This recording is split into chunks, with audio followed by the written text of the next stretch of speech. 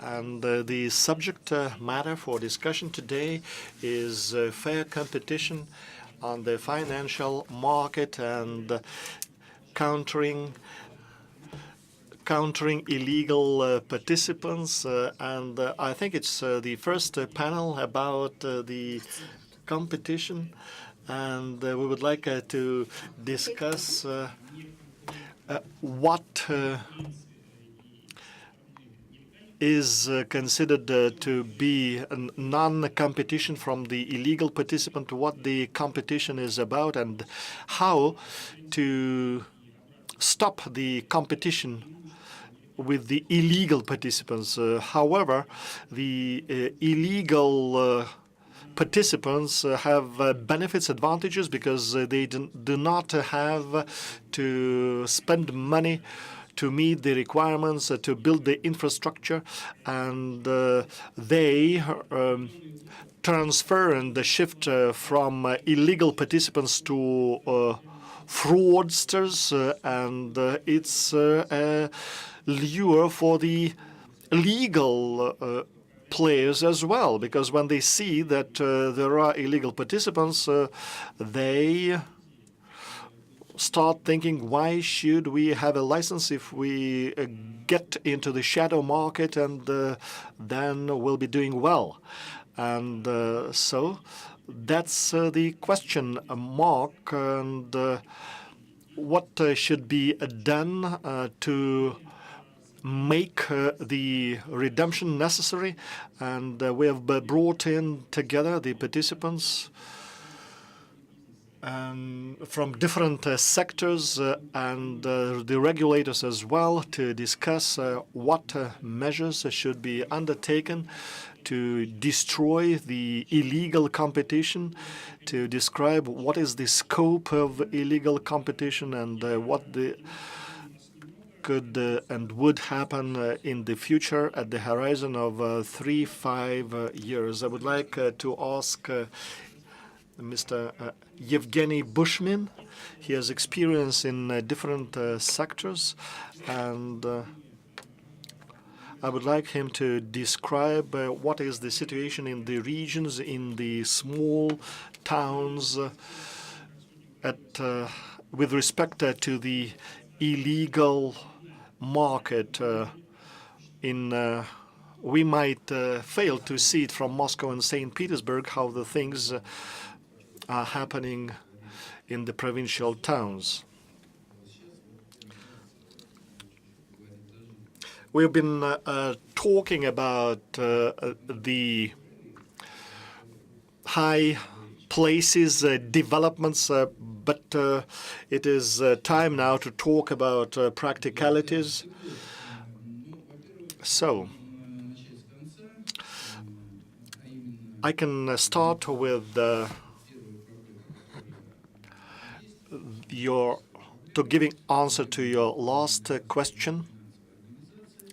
Indeed, there is a challenge of the operation of the microfinancial organization, and the competition at this level is no good, is bad, for the very reason that the regulator does not reach out to this level, and the microcredit organizations in the faraway, in the remote places,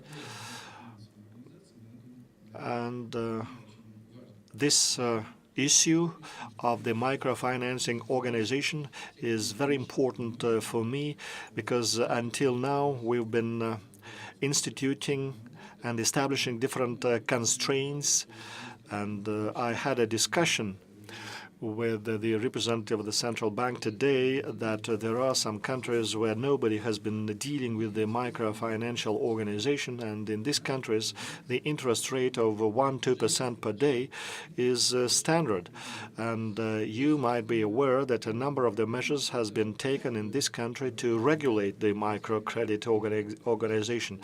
But one of the challenges, one of the issues is that the regulators do not reach out to the microfinances organization in the remote locations, and the challenges and the difficulties of dealing with the microfinanciers over there are quite high.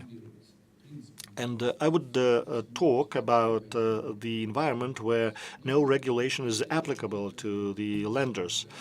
And we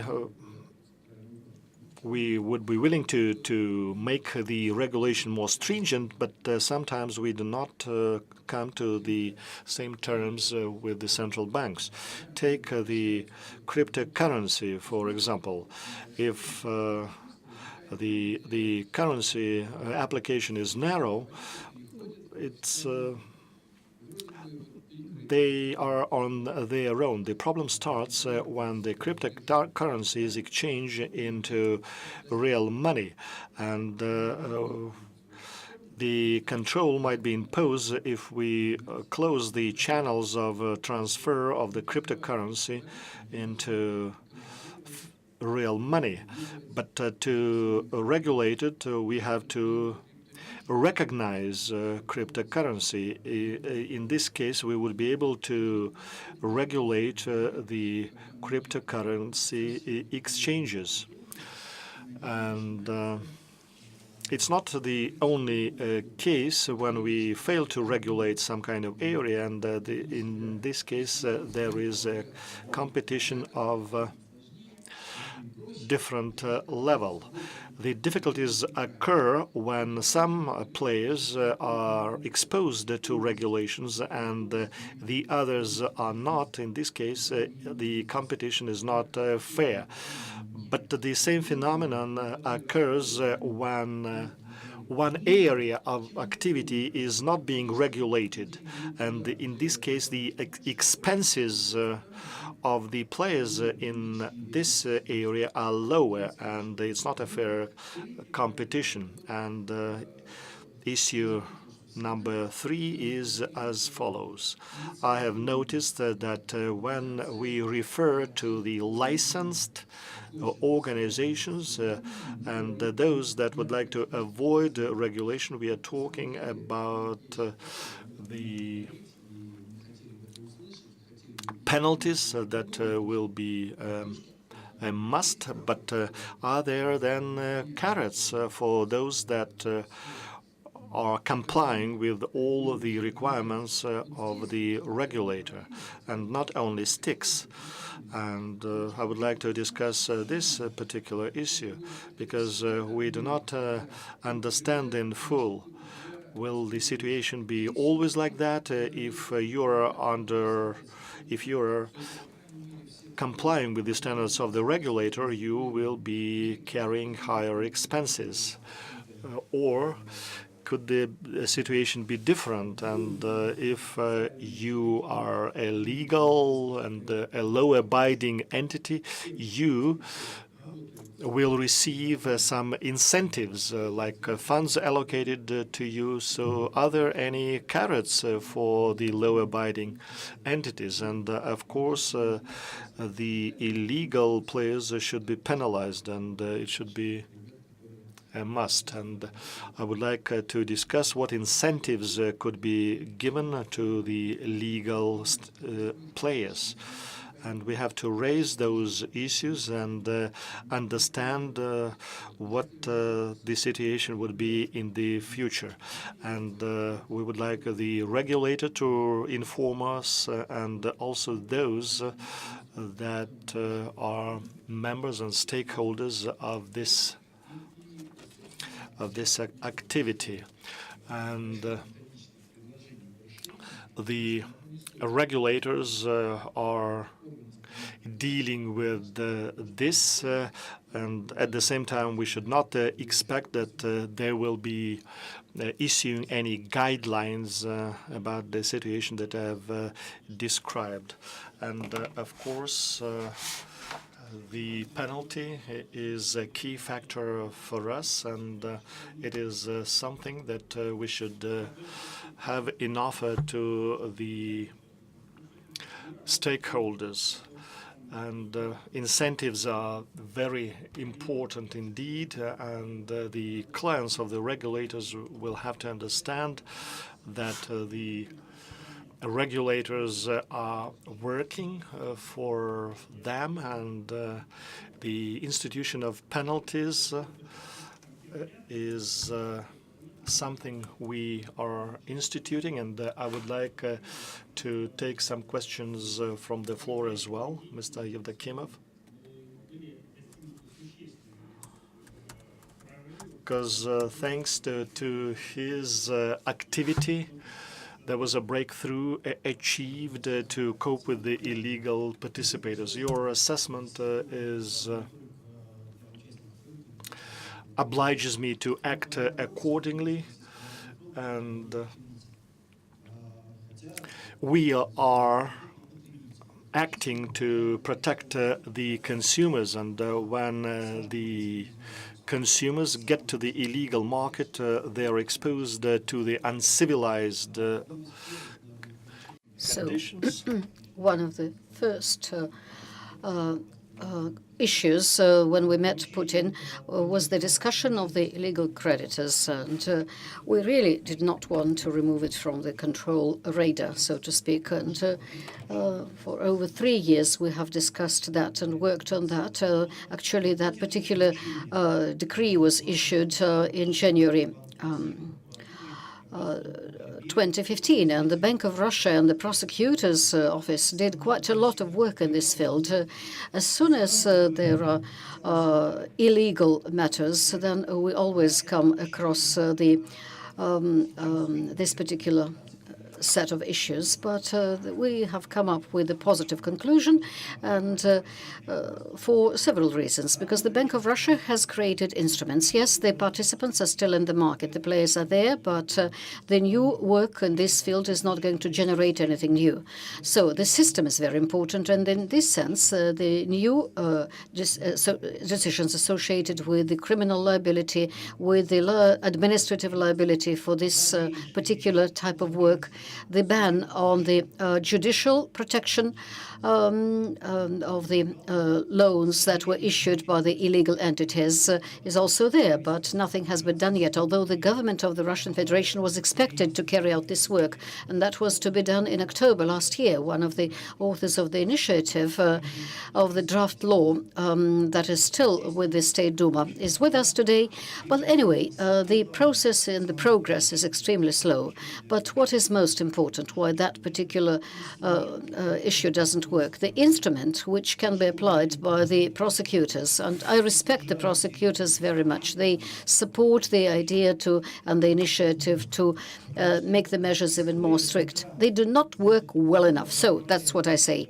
And even we send them information about some doubtful families, about not exactly bona fide families, and we sometimes get response from them. Provide us with information. Let us know if this company issues loans 4 times a year. Otherwise, we do not have the qualifying grounds for the application of the respective laws and respective articles. So this is all very important for everyone. So, and we also have to create the necessary norms, sub-acts, and of course the inevitability of punishment and supervision are most important. Otherwise, the market doesn't work properly. Thank you very much. Thank you, Victor. Now, Roman Yurievich, we address you now. Now we have 2 Romans, so there is competition between the panelists as well. So Roman Gorinov, I'm addressing you now.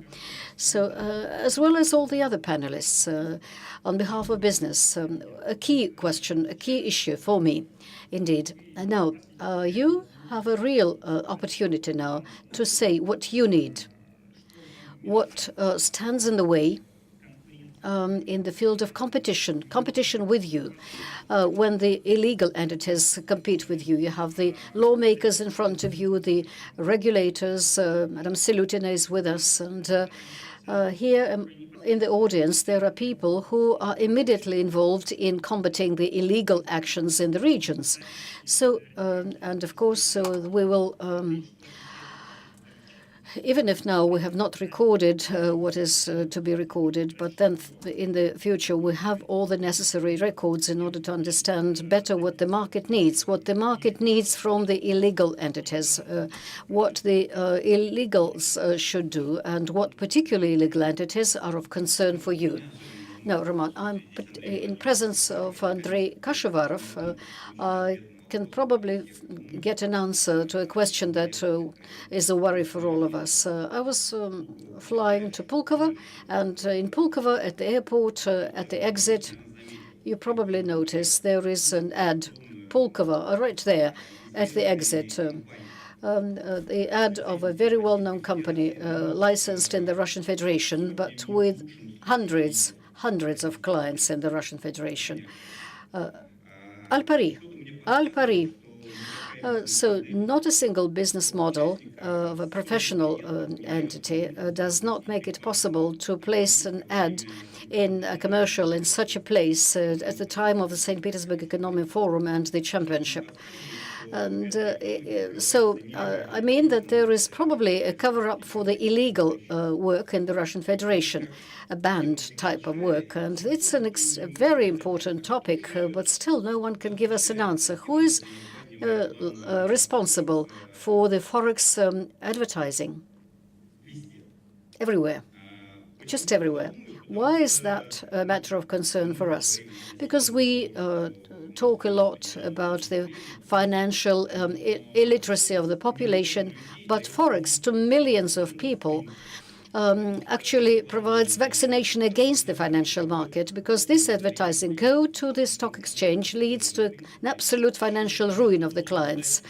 Because the purpose of all that work is to turn the account of the client into my account, the account of the company. If 1 to 2% from the client's account is good for most, but here the situation is very different. All the revenues should be in the hands of the company that organizes all of that, and that's millions and millions of people. And this has been going on for years, and there is still no response from the government. Yes, of course, the Forex companies are getting licensed, but licensed foreign companies with the number of clients in the Russian Federation, the number of clients is just hundreds, not hundreds of thousands, as in the non-licensed companies. So can we get any answer to this question? What is the state going to do about this particular phenomenon? Wonderful phenomenon. No, we need to draft a law. That's very simple, and then insist on its enforcement. There is no norm like that. You say that there are hundreds of clients, and that's decide then how many clients should be or should not be in order to advertise. No, we cannot say that if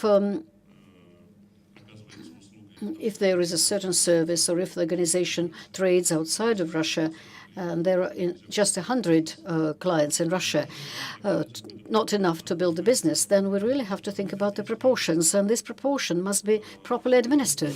And the law on advertising is a complex law by itself. And there is a lot of ways to evaluate it and to build it. And still we're able to achieve a rather positive result. 99.5% of decisions are not contested.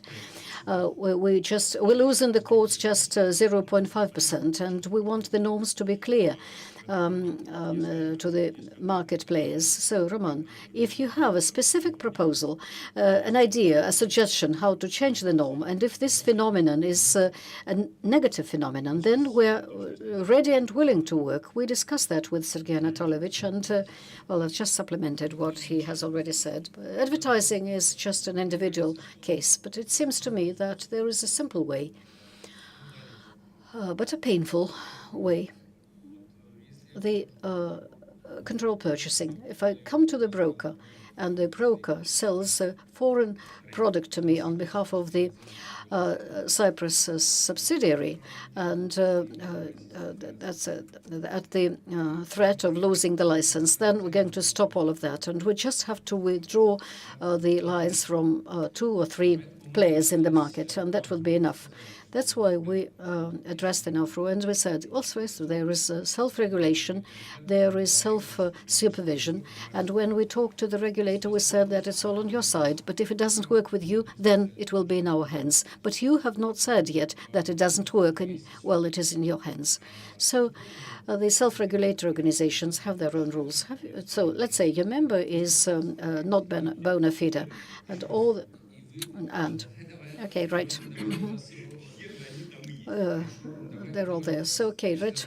If doesn't cope with the liabilities and responsibilities, then we just declare that this particular entity cannot be a self-regulatory organization, but we cannot ban advertising. But we should ban the involvement of an individual into the operations that are banned in the Russian Federation. This activity is banned. This activity, the offering of the forex services on behalf of a foreign company. In Duma, there is an idea discussed to have the entitle the Central Bank of Russia to carry out the controlled purchasing actions. And so write to the central bank and we'll react. What will you do? Well, we'll withdraw the license. Oh, everyone is going to lose the license. The offenders, obviously. Yes, there is a question from the audience right now. Okay, don't forget the microphone. Then everyone will be able to hear us. Let me comment what we can hear. I'm Sergei Shamraev, Director General of Forex Dealer Teletrade in the Russian Federation. We're licensed by the central bank and well known to Roman Gorinov, and we're opening accounts at Stafford's Bank, and we really work on that. I cannot but comment what you have just said and what is not well known to the traditional participants of the market. The business model of Forex Dealer is not at all related to the losses entailed by the clients. It's a myth. It's a myth. It's also a myth that the Forex dealer acquires purchases currency. It's a commission model. Absolutely that and nothing that. There is a spread between the sales and the acquisition price. You multiply all of that, calculate the what we get, and we get the money for the leverage, and that's quite a lot of money, and that's how Forex dealer survives, and the rest is a myth. The Russian Forex dealers are not that numerous. As you said, there are just three companies in the market that are licensed by the central bank, the basic standard for these financial operations. Well, a bit more than that. I'm speaking about the traditional Forex dealers. Teletrade 24 is 24 years old. We were founded 24 years ago. No, and the bona fide companies are not that old. There is probably a lack of communication on behalf of the legal participants of the market. And so we're here in order to communicate. Now, it's important to understand what the legal Forex dealer does. And the self-regulatory organizations, you're probably self-regulatory. And right away, I would like to address Valery, another comment, if I may. I have 30 seconds, no more than that. And so we began to work in October last year. The basic standard on the operations of the Forex dealer was adopted by central bank at the end of April last year. In reality, all the Forex dealers, state Forex dealers, and the state banks also have the license for that. They all began to work in the autumn of the previous year. And the number of clients, hundreds or several thousand, it's just the beginning of the process. Last autumn, there was not a single one. So we're just beginning this process, and we really have to improve a lot. And the legislation is quite imperfect. And the illegal participants, do they stand in the way? Yes. In Russia, there are over 200 illegal participants, and only 3 have the licenses. And maybe so they control purchasing. If the regulator doesn't have this competence, then why do we have to do that? If we can just enter the internet, go to Forex, and there are about 300 illegal companies in Russia, which in Russia do not have a license, are not planning to get a license, and there are lots and lots of them. And to know more about them, just look at the advertising. And the Bank of Russia over the past year, together with the Federal Anti-Monopoly Authority, together with other entities that exist in the bank, have been able to close about 130 sites of the illegal players. The Forex problem is not the only problem in the market. Andrei, now a question to you.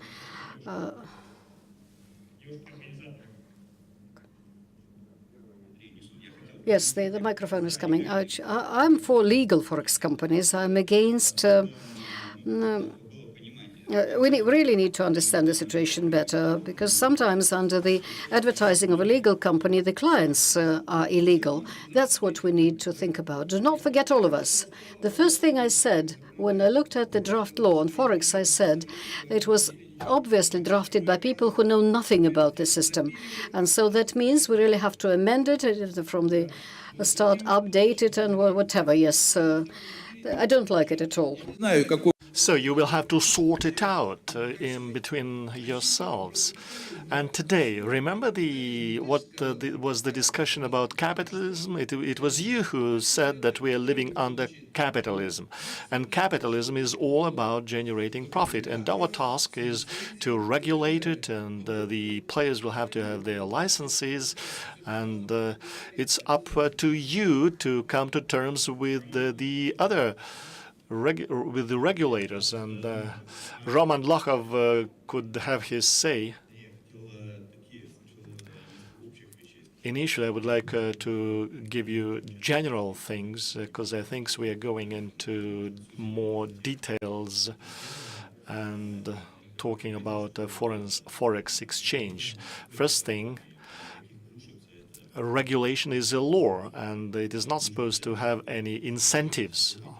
What incentives are you supposed to have just for making business, which is to be licensed? And our company is receiving all the licenses and then meeting the requirements of the law. Another thing, there was a reference made that there's no punishment, and there should be a punishment for illegal activities, but it is important to complement it with the other things. If somebody is being punished, in my opinion, the regulator should communicate to the other stakeholders what is the punishment for, what was the violations and non-conformity, and how different it is from those activities that do not violate anything. Just pay attention who are sitting over here in the room. It is the professional participants, the regulators, and the representative of the central bank. And at the same time, there was a discussion about the definition of foreign exchange. And withdrawing license is not a must. There might be a penalty first, fines introduced. But what for? Whether the rules are not obeyed or some other violations are there, because the main challenge, and I would like to give an example, it is applicable in in many countries as well. The major problem for the participants and for the players is image, goodwill, and another thing, if you have products or business lines or something that if you are being punished, then there is a common knowledge that what you are doing is wrong, or what you are doing hurts your business. You will have to close your lines, or you'll not open new ones, or you relocate your business lines.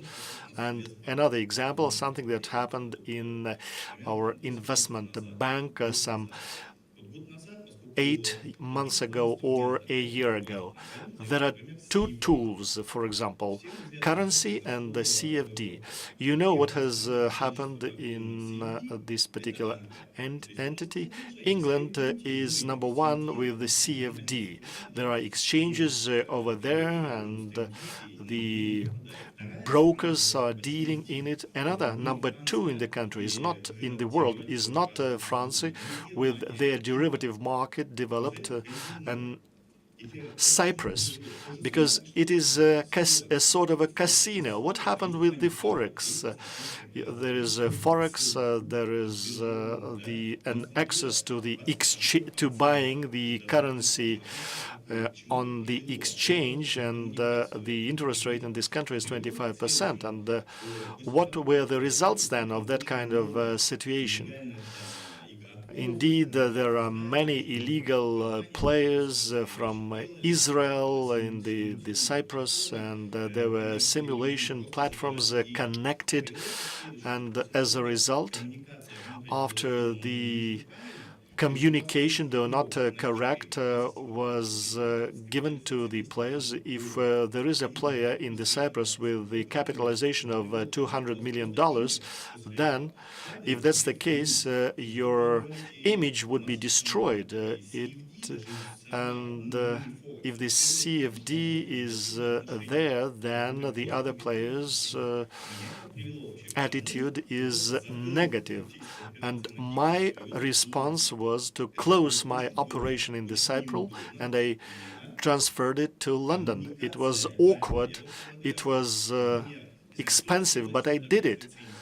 And so if somebody is doing something without a license, first penalty is needed, then the information is disclosed to the other stakeholders, and it is necessary to explain what rules have been breached. And I'm talking in Russia about incentive needs, and you are saying that in London the law is being fulfilled. But over here in Russia, if you do not have a license, you cannot take your matter to the court. Isn't it an incentive to have a license and to be a goodwill actor? And it's not like that. If I have a business and it is legal and it is being regulated, then you can do your business. And for the rest, there should be a combination of punishment and then disclosure of the information. If there is damage to the image, and it is damaging the whole of the market and the whole financial industry, because people first treat a bad company with no confidence, but then that kind of attitude spreads to the whole industry, because no good products are available to people. So I just wanted to give an answer to the second question that Sergei has asked, or you wanted to give the floor to Andrei. Why should we talk about Forex only? Have you attended the first panel? No, I was late a bit. There was one of the items discussed at panel 1, and there was e-voting over there. The question was what advantages of certain single individual entities are dangerous for the other players.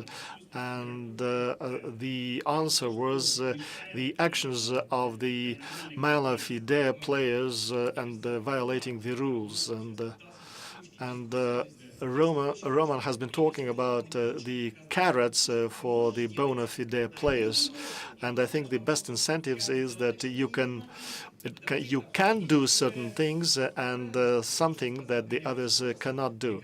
I liked what our colleague from Forex said, and it is, let's talk about specific things and what should be done for them not be able to do that. And it was stated that there are some 300 illegal players making their advertising in the internet. And I have a question to the Bank of Russia and to Nicola and the other panelists. There was a discussion of entrusting the central bank with the right to close the website pre-trial before taking the matter to the court and without using the prosecutor general. I don't want to compare it with the suicidal stories or anything. And my idea is that it is dangerous for the public. So the question, why can't that kind of document be promoted? And why can't the law be enacted? Let's talk about the carrots and sticks for the illegal players. What should be done? The issue of Telegram Messenger is not something I'm concerned with. My question is, what should be done so that those illegal players do not offer their services in the internet? And we are discussing that the domestic players should not promote the foreign players. We can ban it, but what should be done with the other players? And there are Russian players, illegal players, but they do not have license. And what I received a phone call, and one of the persons was saying, we don't need a license, but we have great products. They say that there are 300 illegal websites. It doesn't matter. We have closed 150 this year, but I don't know how many new websites are opened, and it's no point. I know you should introduce the legal framework, and then Roman Lochov and the others will benefit from that. I would tend to agree with you for the very reason that I am aware of this situation myself, and I receive phone calls. My service desk phone call, which shouldn't be in any database. My phone call receives the phone calls, and I'm being offered the products that are banned, that are forbidden. And it's not just the matter of, it's not the fault of the internet, but let's first deal with internet. Let's empower the Bank of Russia to close the internet websites before or without any court judgment, court ruling. I have developed an amendment into the law of and the law is quite copious, and it empowers the central bank and the other authorities to prevent the spread of the disinformation in not only internet but through the other channels. And in the spring, in the autumn, in the fall session, it will be enacted. However, there are regulations, the order of the day of the State Duma, and it takes time to adopt a law, but I think it will be enacted pretty soon. If you allow, I would like to add something. First, and the moderator started with saying that the regulators cannot reach out to the regions. It's not only that, and efforts were undertaken to minimize the activity of the regulator in the regions. And getting ready for this panel, I called the region that I was voted in to receive information of the illegal players, and the regions do not know what the situation is there. I didn't receive any statistics, and I would like to request the central bank to pay attention to that.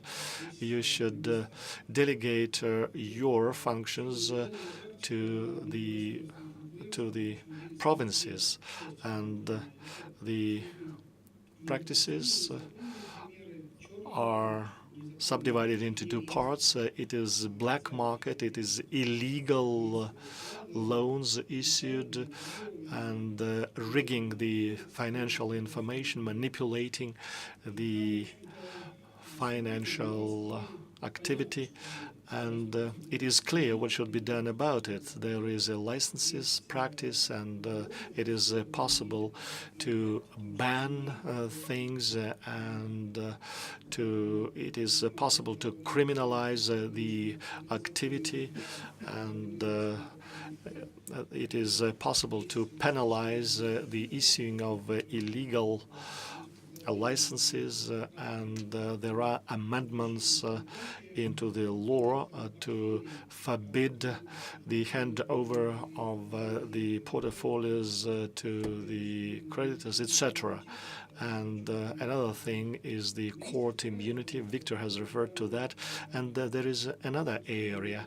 It is the shady services which are allegedly allowed by the law, but everyone understands that it is not bona fide. It is the abusing the commission taking, and it is issuing the loans through the microfinancial organization controlled by the banks, imposing unwanted services, all kind of insurances, and then selling the financial instruments to people. Another thing is life insurance, which is imposed on the people. In this case, the customers do not understand what they are paid for, and all that is being sold to clients as if it were a bank deposit, or a wrong calculation of the interest for bank defaults. There are different commissions or bans to replenish deposits, or on the contrary, the banks are cheating. They deceive regulators by introducing the low interest rate, but then when the deposit is closed, they increase the interest rate, fitting into the required top 10, etc. And there are other offenses, and so what we should do with that, it's quite a big problem. And another serious matter. So allow me to move from the forex market to go to something that is much better known to most of us, to the banking market and to the consumer market. And so the not bona fide competition between the banks and state banks, among others. So it's a sort of a red line discussed many, because the share of state banks in the financial sector is going to, if it is 60 to 70%, then we can say that Russia is not the only country in the world where the state banks have this share, but the share of one player and the lagging behind of the second and the third player by so many percent is a serious situation. We know a lot of examples of unfair competition between banks and negative rhetorics that addressed by the staff of the state banks towards the private bank staff. We know in autumn how the interest rates deposits were raised, and which led to the raise of all the interest rates in the market, and the same rhetoric that we can hear even at our Congress. Yesterday, the representatives of the major subsidiaries of the foreign banks are saying that there is the Institute of systemically important banks which you can trust. And this is being said at the International Financial Congress. This is something we really have to do something about. And the role of the central bank in that should be most significant, because it should come up with the motivated decisions, and so motivated decisions. In many fields, the Bank of Russia is unable to make them. As for the reselling, I can say that this program is defined as one of the major programs for the development of the financial market for 2019-2021. But as for the activities without licenses, now, I think that for one of the primary goals for us is the definition of the supply offered by the illegal market. The Bank of Russia, at the end of the last year, at the beginning of this year, began systemic work on the withdrawal from the market of the illegal entities. And in the respective administrations of the central bank, there are divisions responsible for that, and some of them are present here today. And the key goal for us is to provide the necessary instruments for the people who are trying to stand against the illegal activity in order to find out what kind of volume we deal with and where we should move towards. So we began the work on that. We are now trying to understand how visible the problem is, not only in Moscow, but in the regions as well. I would like to ask the Deputy Rector of the Financial University, Professor Zubets, to speak about this particular aspect of work. Very briefly, just a couple of words. Mr. Zhuravlev said that we do not know that much about the market of the grey and black operations. And our goal was to make the count of that and to calculate how many black or grey operators we would have to cleanse the market. And so together with the Department of Counteracting Illegal Practices, we began this survey. And today in the morning, I was able to get the results of the first wave of the survey. So we just asked people about the services they used, and there were questions about different doubtful financial instruments. And here is what we get. The pawn shops. Well, yes, there are white, grey and black, and 3.5% of the population use their services, about 3.5 million people if we take just the adults in the country. The microfinancial organizations, that's about 1 million people. Now, these are their customers without the family members. So these are the people who borrow money from them and who pay back. About 1 million private creditors, 2.5 million. And these are people who are outside the central bank completely, and the individuals, local criminals, and who actually let their money to be circulated and get some money on that, some interest on that. And then there are people who invest money into non-licensed business. Let's say invest in somebody else's business. There are pyramids as well.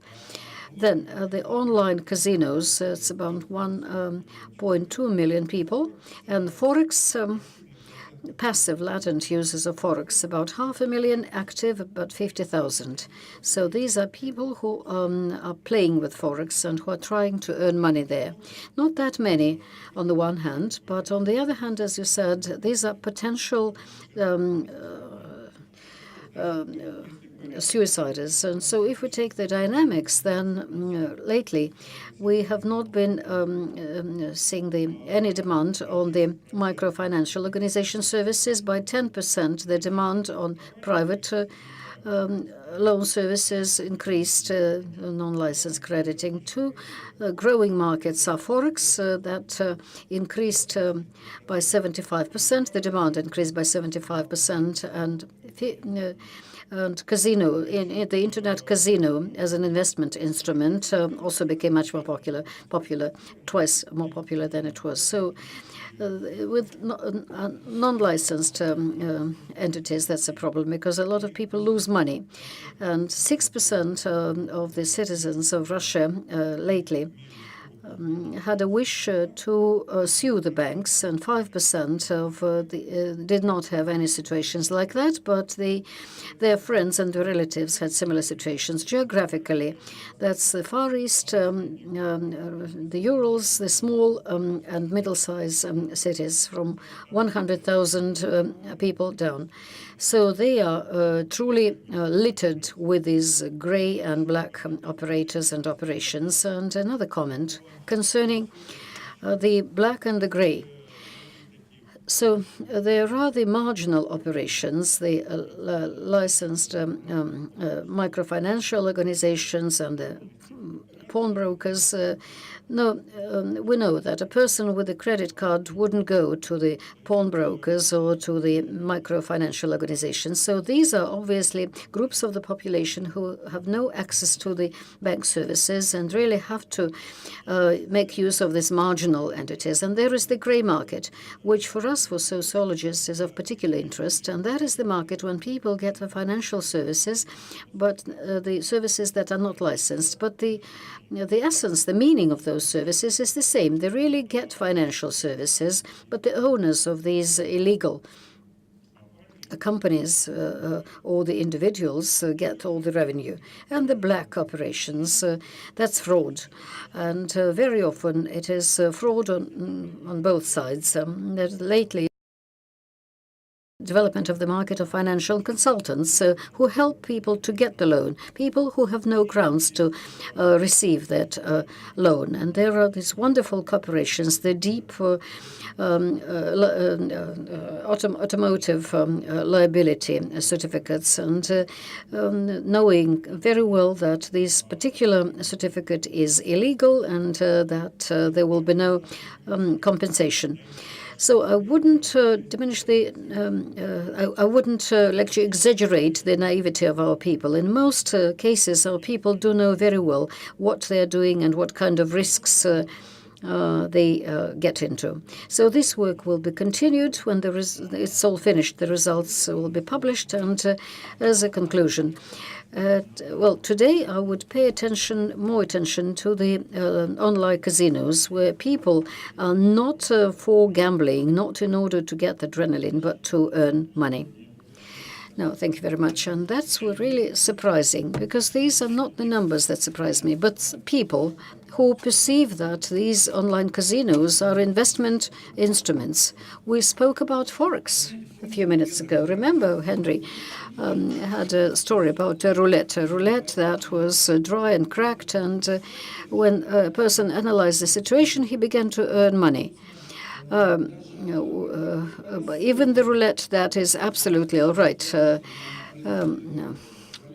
And everything that happens at the currencies market is actually associated with the roulette, with Russian roulette. I remember, again, Henry's story, another story. Somebody made all the calculations how to win, and following a formula, one could win. And they also tell me these days that there are formulas nowadays that consider a lot of factors, relation, correlation, even the political moments and geopolitical moments are associated, the economic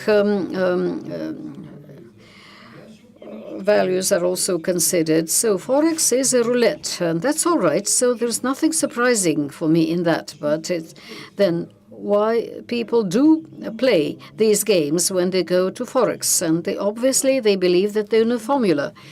And one other comment, and these numbers are not that great. The maximum 2.5%. These are private creditors. But if we take the social portrait and who makes use of these products, gray and black, we will see that the potential group of customers who are under the risk of getting into the market, that is that is 1/4 of the population, people with low incomes. Not all of them have access to the standard licensed financial products.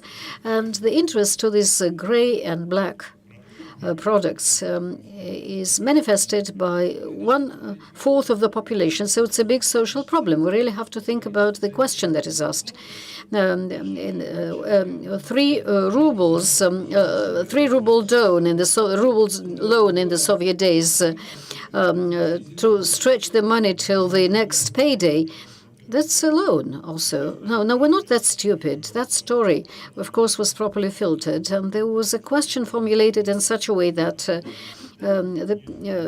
these were not members of the family, not the acquaintances, but absolute strangers who were asked this question. So they approached the professional participants of the grey market. That's not a fraudulent market. These are all the attributes of the financial services, but they do not have licenses. But, well, these are numbers for the moment, right? For this particular moment, they could be, the numbers could be the same, but the people might change, yes, because they come and go. No, we have to sum up and understand how it works. They're crisscrossing in a way, but, well, we thought of that, and maybe these are the same people who, in these 5 groups. There is, of course, some crisscrossing, but not that much, and overlapping does occur. I would like to ask Andrei, so you are familiar with these numbers, and Andrei, so your organization, your employer, does it see the illegal activity? Do they stand in your way? Or do they help you to attract new clients, new customers? No. No, you were talking about banning, about withdrawing licenses, about actually punishing and sanctioning by the central bank, and let's look at the problem at a different angle. Now, from early childhood, we learned about Ivan, who stood just on, who sat on the stove, expecting that money would come his way. Now, any deposit is a risk, and we should always explain that, even to children who are still students at school. I don't think that everything should be banned. No, repressive measures cannot build the culture of investment at all. Now, licenses, withdrawing licenses, yes, and they might withdraw the license because the certain customer might write something negative about this or that particular company. It might happen. So you don't see any problems, do you? No, I don't like the attitudes. I don't like the tone of the discussion. We shouldn't discuss the market like that. We don't discuss the bans. Now, we need to move towards each other. People need to be educated, and we should understand that we're responsible for the people, and we should do everything to educate our people. From early age, from the school, we should teach children, explaining to them that any earning is a risk. And we can't speak about absolute evil here because it's competition. Even illegal activity actually makes the legal players more effective and more active. Let's look at the microfinancial organizations and how attitude to those changed. Well, first everyone suffered. Then there was a lot of laughs associated with that. There were anecdotes and movies concerning that, and it all became funny, ridiculous, and there was decline of interest to that. So the market is a self-regulatory market, and let's not underestimate our people. It should be a two-way road, and the illegal organization should be closed, but it is important to educate people from their childhood. As far as our organization is concerned, we are aware of different situations, and what we are concerned with is the possibility of the regulatory arbitrage, like allowing some entities do what the others are not allowed to do. There should be equality for all the players. And one might say that the Sberbank is a large one, and so that's why it is at the top. But there should be a competition because of the emergence of many services provided by different entities. Yevgeny? I have a question and I have a comment. I am 100% agree with the education, and a number of the problems will be resolved through education. We should do that, and we had a joint program with the Ministry of Finance regarding the financial literacy, and there was another program jointly with the taxation authorities, and I know there is one of the representatives of the Ministry of Finance who is present at the meeting, and I think the changes will be introduced into the law. Another is enforcement policies, and you have there was a reference made to the petition to the prosecutor's office, and the prosecutor's office said that we need 4 applications to start the suit. And take what happened in Siberia when the business center caught fire because there was no inspections performed for 4 years. That was the reason for that. And there were bad practices of the collectors' agencies in some of the cities. And we were asked how to change that. And we said, well, it is the police that should interfere. We were told to adopt laws regulating the collection agencies' activities. So the laws were taken, but still it didn't help the situation much, because law enforcement is quite another matter. People should be literate, and they should know their rights, and they should make the enforcement plausible, because if people are not aware about their rights, nothing good will come out of it. But still, I support the idea of education, and I think education should be complemented by refining the enforcement practices. I think any of you could refer to the examples, to the cases when there were failures in the law enforcement, and I think we should make the enforcement more stringent. Andrei is supportive of the self-regulations, but I do not agree to that. And remember, the bonds were sold to some of the individuals, and no interests were paid. It was all those things were written off. So the self-regulation is not enough, and the literate and the institutionalized investors should be dealing with bonds and the securities, and the private citizens could save their money through deposits, because regulation is necessary. I would argue with you, and I couldn't agree. We have been talking about the possible other financial instruments, and why can't the private citizens buy securities with the same level of risk? If it is Sberbank, then it is fine. It's the same level of risk. But there are other banks as well, and the risks are different. And the private individuals should not understand about triple A ranking, etc. But if it is the person who has saved 1,400,000, and a helping hand should be given to this private citizen to save the money.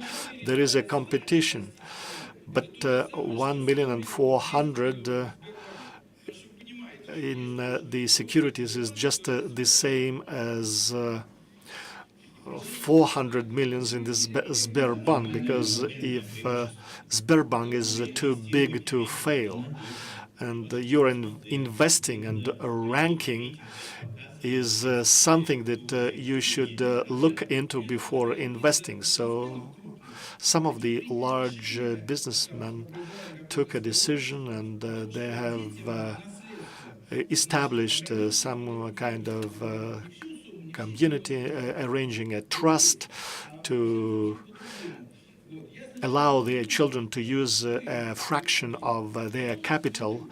And I've been thinking about it, and I realized that Sberbank has inherited its wealth. The capitalization of Sberbank is growing. But what was the starting point? From the heritage. Sberbank inherited something from the previous bank. It's the same question. How did you earn your first million? I bought an apple and I cut it into pieces. I sold it piecemeal, but then my uncle died and gave me $1 million. That's the case, and everything that is sponsored by state is not a competitive competitive edge. If that's the case, but then eventually there will be violation and non-performance, and we will all suffer from that. And tomorrow, the big banks will say, Rossellkhozbank as well, like saying, why are you dealing with those small banks? We are too big to fail, and you should give your money to us. And even if we fail, still the others will do so as well. I would like to call upon you to protect the bona fide actors and though the different financial organizations that have a license. Yeah, but I would like to comment on what Sergei has talked about the bona fide players using foreign infrastructure.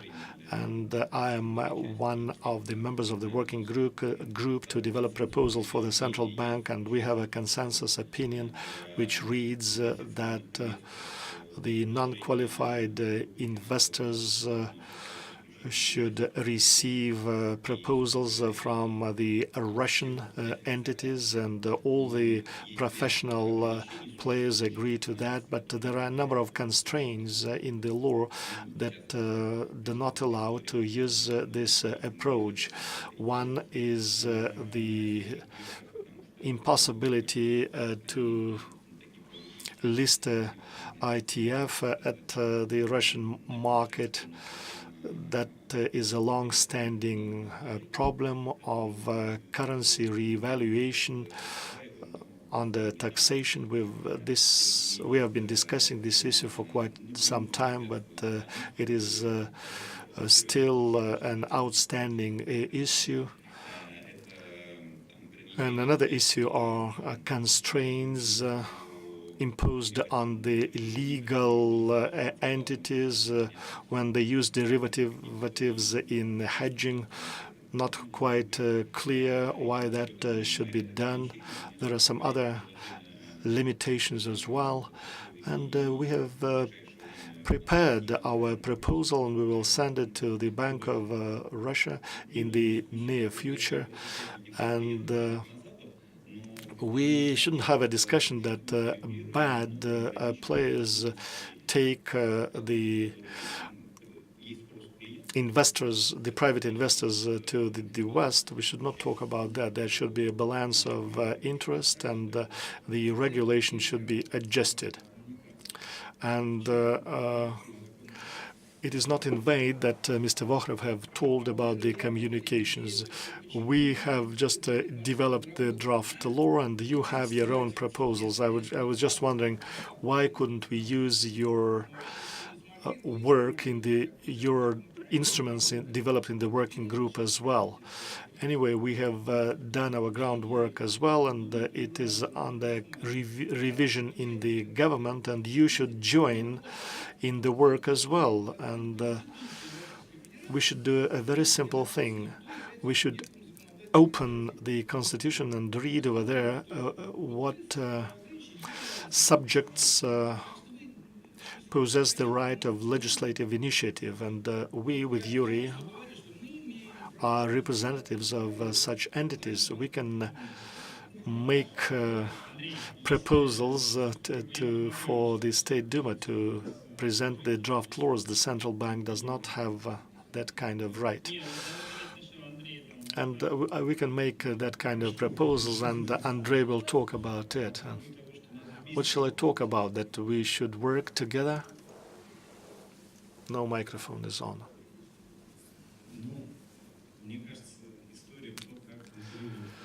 The story of who competes with whom is a long story, and it should be covered at length. But from the point of view of the legislature, the situation is developing, maybe not as well as we wish.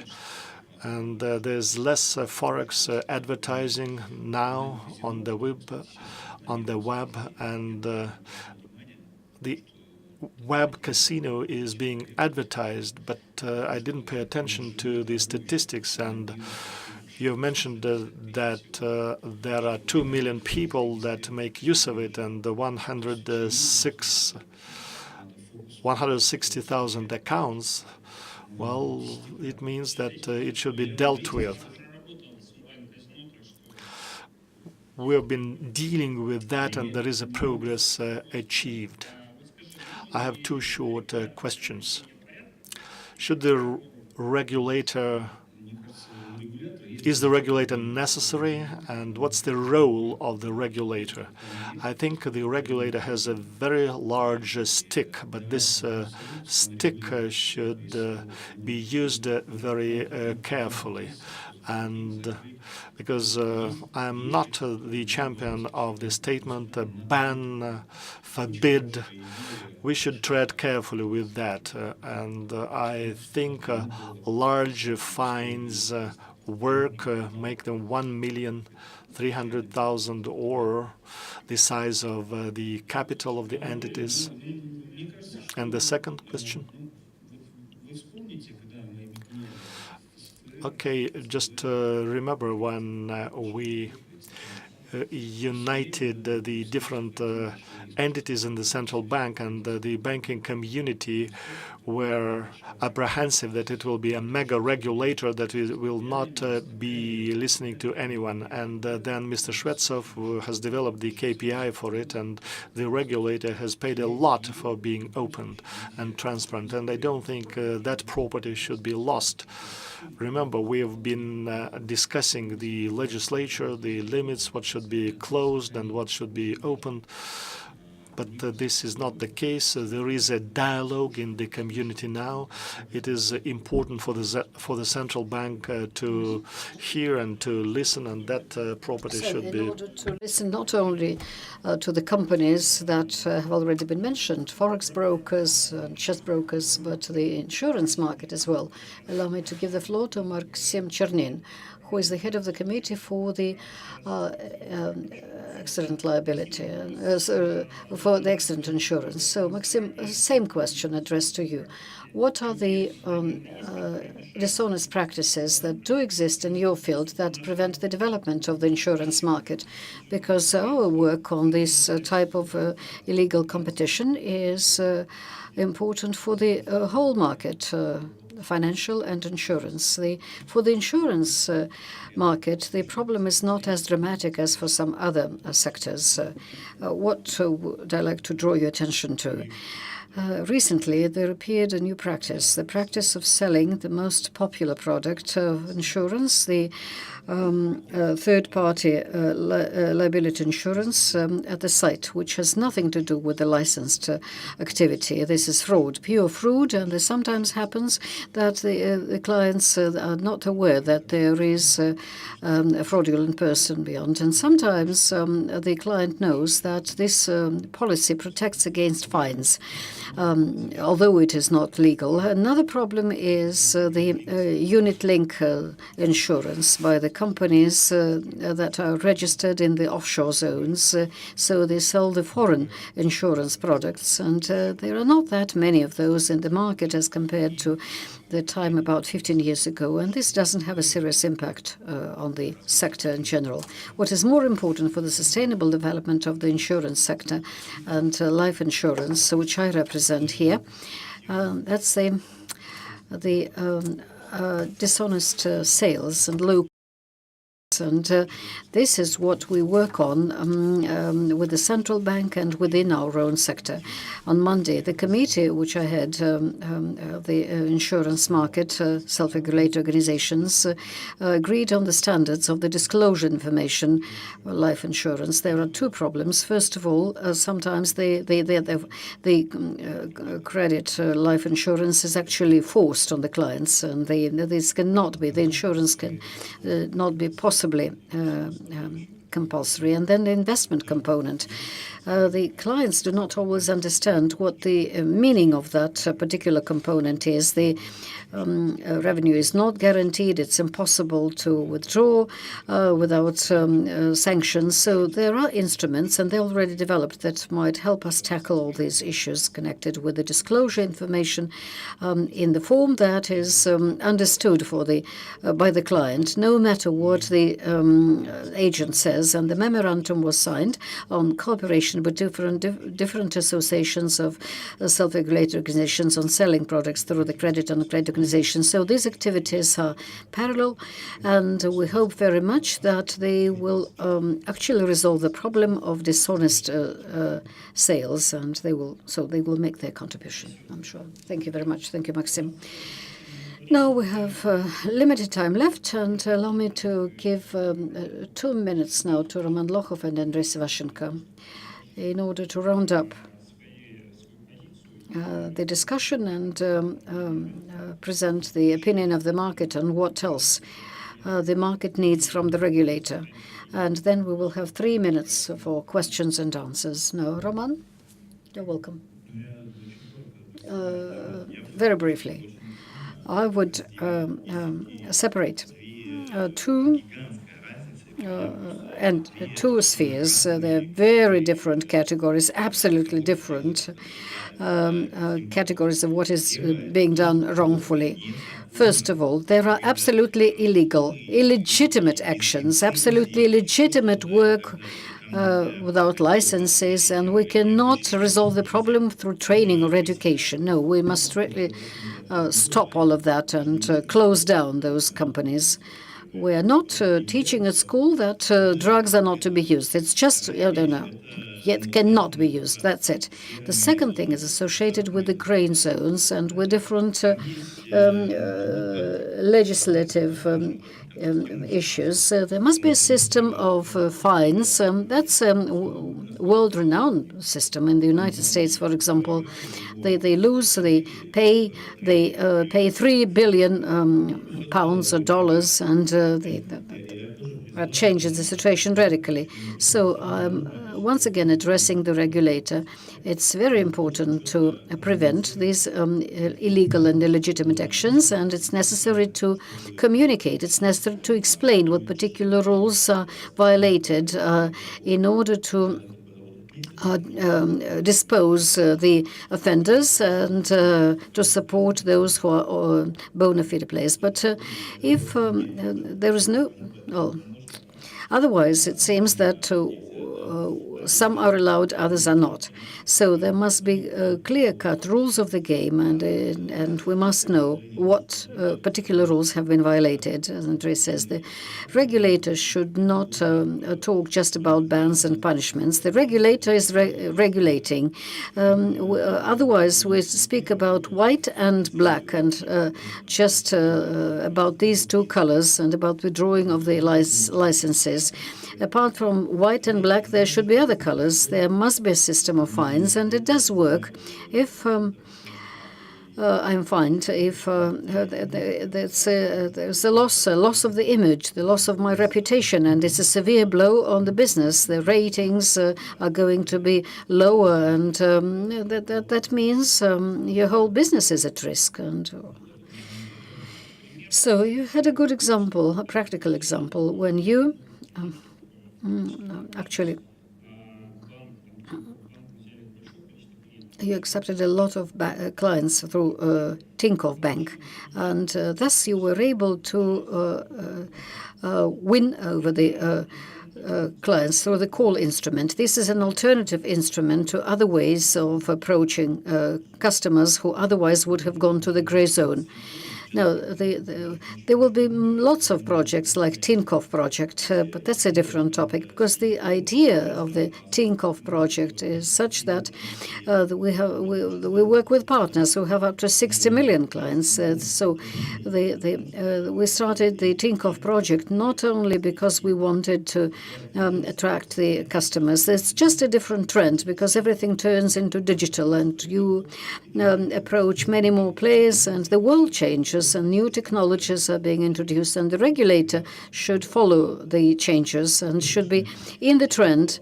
The idea was initially to offer services to many more clients in a legitimate way.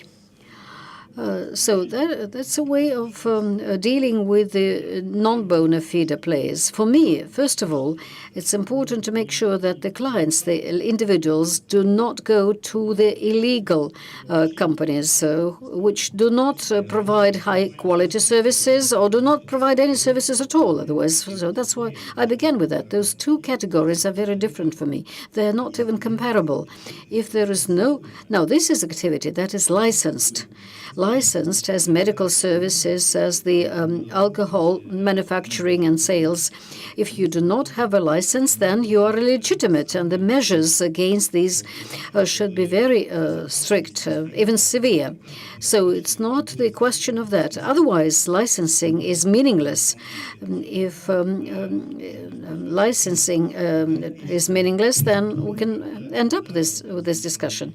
With this, when the strict measures are taken against the illegal activity, then actually we begin to think what this might do for the image, for the reputation of the company. So it's not just the punishment that is important, but also the combination of different factors. And it's also necessary to inform about these particular cases. So just a couple of minutes.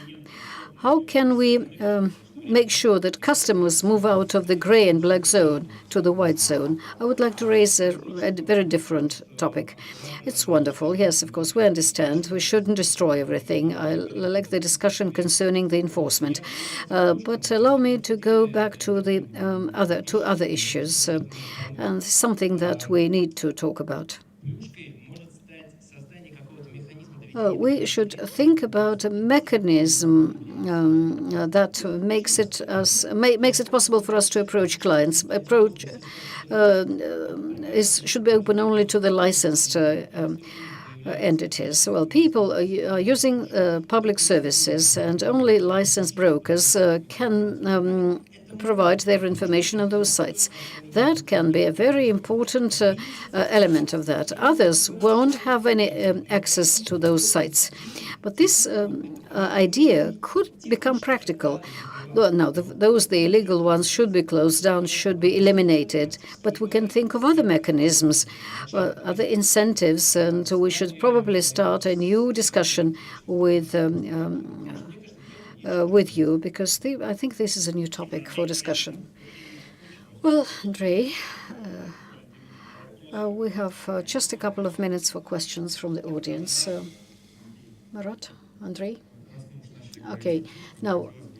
Господам законодателям такой вопрос адресовать. А вы знаете, что Россия добрая страна по отношению к мошенникам? So do you know that the Russian Federation is most lenient to fraud? The limitation of work for fraudulent activity and pyramids is 6 years in Kazakhstan, 8 in Armenia, 10 years in China, execution or life sentence. No. Could you think seriously about these anti-incentives?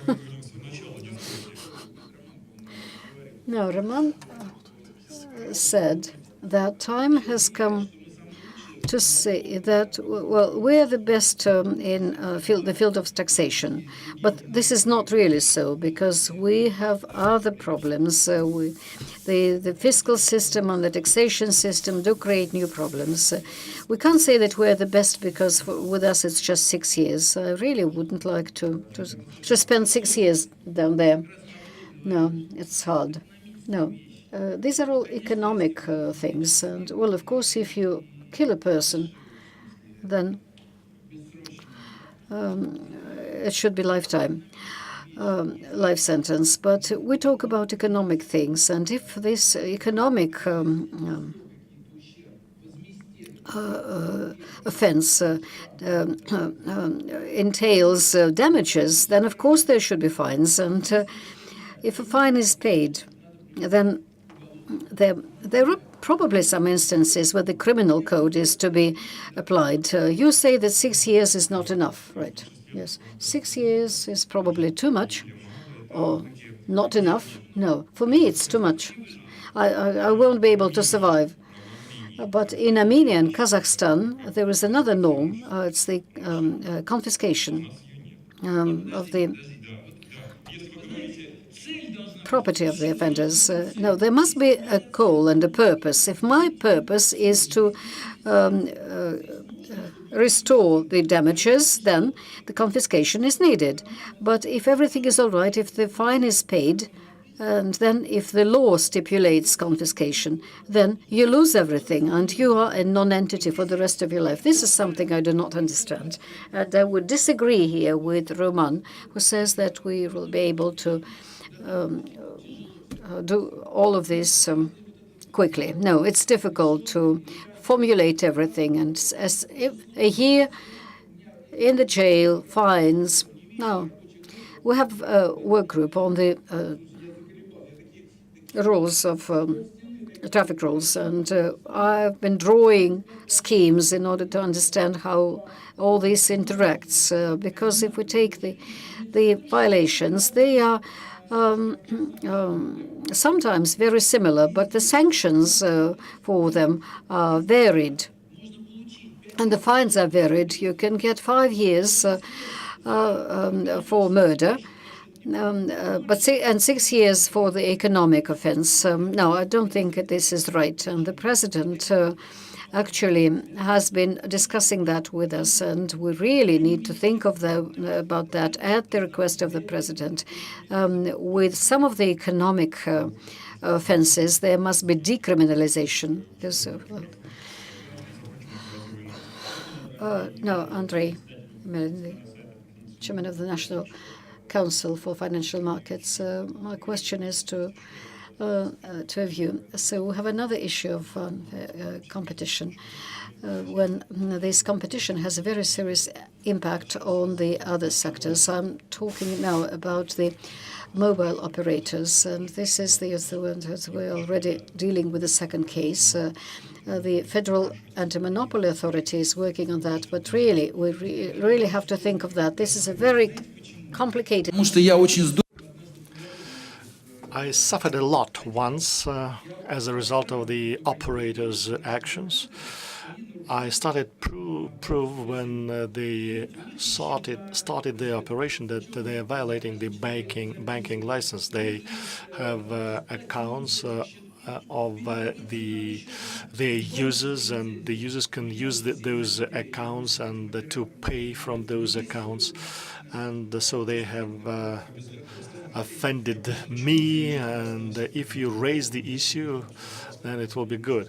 There were a number of the subject matters discussed over here regarding the payments made from their mobile phones. It is digital personal information available over there, and by the antitrust agency information. The actions are performed through sending SMS messages. And do you know what SMS message is different from the other internet package? I do not understand. We will describe it all. We will give definitions. I started looking into it, and it turned out that the operators send SMS through internet packages, and they then just convert it into something else with the codes, and we receive it as a text. And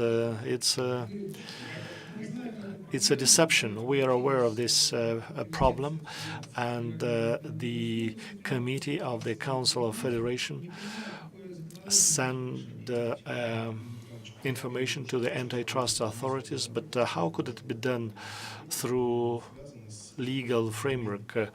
It will be a number of the laws, and the authentication issues will be resolved when sending SMS for some of the messages. So you mean the state regulations of the tariffs of the cellular communication?